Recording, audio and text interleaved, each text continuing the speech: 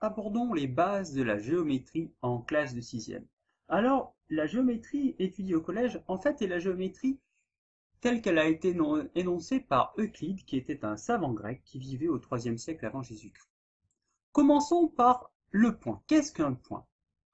Le point sera un objet géométrique. Et en fait, ça sera l'intersection de deux lignes. Je m'explique.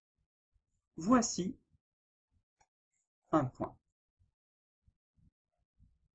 En fait, ce n'est ni plus ni moins que le centre de ma croix ici. Là, voilà mon point. Mon point, je vais souvent lui donner un nom. Allez, je vais lui donner... Voilà. Le nom du point, c'est le point A. Vous voyez qu'un point va se nommer en majuscule. Donc, faites bien attention. Ça, c'est le nom du point. Mais ce n'est pas le point. Le point, c'est le centre de ma croix. Il est là, mon point. Ça, c'est le point. Donc déjà, c'est la première chose, il ne faudra pas se tromper. Ça, c'est mon point A, ici. Ça, c'est le nom. Je peux le mettre tout autour, un peu n'importe où, pourvu qu'il reste assez proche de ma croix qui constitue mon point.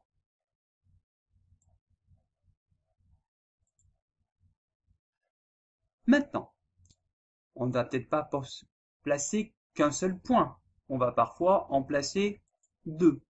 On dira que des points sont distincts s'ils n'occupent pas le même emplacement. Prenons ici, allez, un point que je vais appeler le point A, et ici, ailleurs en fait, un autre point que j'appelle le point B. Les points A et B sont des points qui sont distincts. Il se peut que les points occupent le même emplacement, c'est-à-dire, entre guillemets, qu'ils soient l'un sur l'autre. Plaçons un premier point. Allez, le point M. Plaçons un autre point pile au même endroit. Allez, je fais une autre croix juste ici. Le point N. Mes deux points, M et N, sont dits confondus. Donc, des points distincts, ils sont différents. Des points sont confondus s'ils occupent le même emplacement. Maintenant, passons à la notion de droite. Qu'est-ce qu'une droite? Une droite est en fait un trait infini que l'on trace avec une règle. À cette droite, on va aussi pouvoir lui donner un nom. Allez, traçons une droite. Donc, nous avons besoin de notre règle. On va donc tracer un trait le long de notre règle. Cette droite, je vais pouvoir lui donner un nom et je vais l'appeler la droite D. Je vais prendre un D minuscule, puisque les majuscules sont réservées au point, et je la mets entre parenthèses. Je vais d'ailleurs mettre le nom à côté de ma droite. Alors faites attention, il n'y a pas de bout sur une droite, puisqu'une droite est infinie. Alors bien évidemment, comme c'est infini, on ne peut en tracer qu'une partie, mais si on veut prolonger, on peut, de chaque côté. Passons maintenant deux points distincts sur notre page. Allez, le point A, le point B. Combien de droites peut-on tracer qui vont passer par le point A et par le point B? Oui, il n'y a qu'une seule droite qui passe à la fois par le point A et à la fois par le point B. Traçons donc cette droite. Il faut être précis. Voilà ma droite. J'insiste sur une chose. Vous voyez là, je ne me suis pas arrêté au point A, j'ai dépassé. Je ne me suis pas arrêté au point B, j'ai dépassé. Si vous vous arrêtez en A ou en B, c'est un autre objet qu'une droite. Donc n'oubliez pas qu'il vous faut prolonger. Une droite est infinie, il n'y a aucune raison de s'arrêter au point A ou au point B. Alors maintenant, donnons-lui un nom à cette droite. On ne va pas faire comme tout à l'heure et proposer un nom avec une lettre minuscule D, D1, D2, surtout pas. Pourquoi? Parce qu'on a déjà des indications sur cette droite. Cette droite, elle passe par les points A et B. Et comme elle passe par les points A et B, on va dire et on va noter que c'est la droite AB. Et on va écrire la droite, comme tout à l'heure, la même notation entre parenthèses. Par contre, les points A et B sont en majuscule puisque A et B sont deux points de la droite. Ou on pourrait très bien le donner dans un ordre différent, c'est-à-dire BA. Une propriété, celle que l'on vient de voir. Par deux points distincts passe une droite et une seule. On ne peut pas tracer une autre droite qui passera à la fois par A et à la fois par B. Et enfin la remarque, c'est ce que je vous ai dit tout à l'heure, une droite étant infinie, on peut prolonger son tracé des deux côtés si cela est nécessaire. Une question quand même qu'on pourrait se poser. Et si nous avons un seul point, allez, le point ici, que je vais appeler le point M, combien de droites peut-on tracer passant par ce point M? On peut en tracer, allez, une déjà. On peut en tracer d'autres qui passent aussi par ce point M et qui ne soient pas la même que celle que je viens de tracer? Eh bien oui, vous voyez bien, il suffit de tourner sa règle.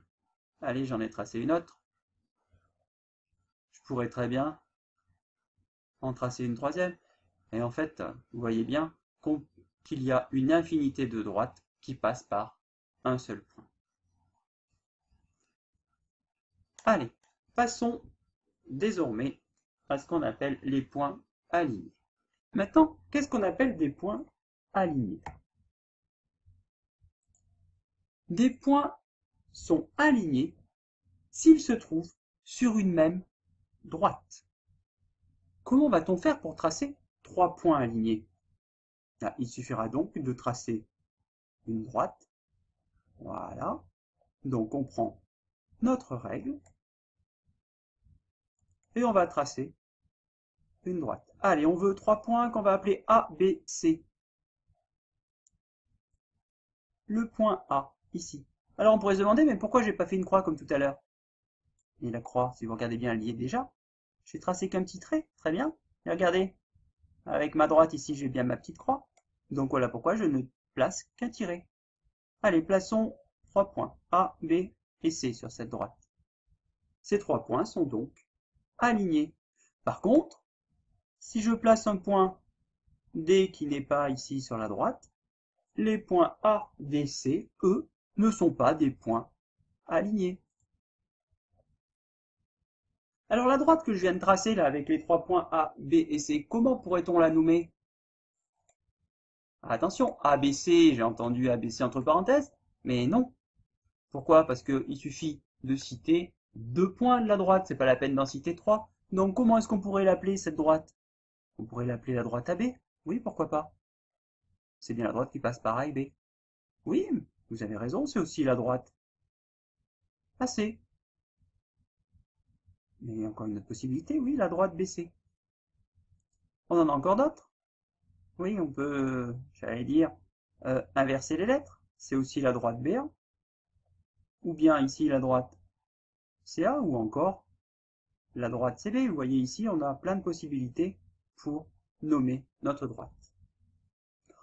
On va donc dire que le point C, qui est ici, appartient à la droite AB. Et pour éviter d'écrire la phrase qui est écrite ici, le point C appartient à la droite AB, en mathématiques, on peut abréger l'écriture et on va abréger en écrivant le point C appartient, c'est un E un petit peu particulier ou encore un symbole de l'euro sur lequel vous n'avez qu'une barre. Ça voudra dire appartient à la droite AB. Donc ce symbole est à connaître. De même, le point D, il n'appartient pas à la droite AB. On a aussi une notation mathématique pour abréger cette phrase. La notation est donc le point D n'appartient pas, en fait, son symbole, c'est le symbole appartient que l'on barre, n'appartient pas à la droite AB. Donc il vous faut retenir, en effet, ce symbole. le appartient barré qui signifie n'appartient pas. Voici donc les premières bases de la géométrie en classe de 6e. Il nous reste à voir notamment ce qu'on va appeler les demi-droites et les segments dans une prochaine séquence.